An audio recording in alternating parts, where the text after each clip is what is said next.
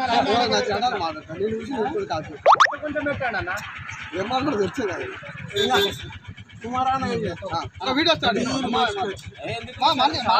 YouTube పెట్టా అనుకున్నాను అందరు వాయిస్ వస్తుంది కదా అందరికీ జై భీమ్. భారతదేశ పౌరులందరికీ ఈరోజు సగర్వంగా జరుపుకుంటున్న మన భారతదేశ గణతంత్ర దినోత్సవ శుభాకాంక్షలు తెలియపరుస్తూ ఈరోజు నాకు చాలా ఆనందంగా ఉంది.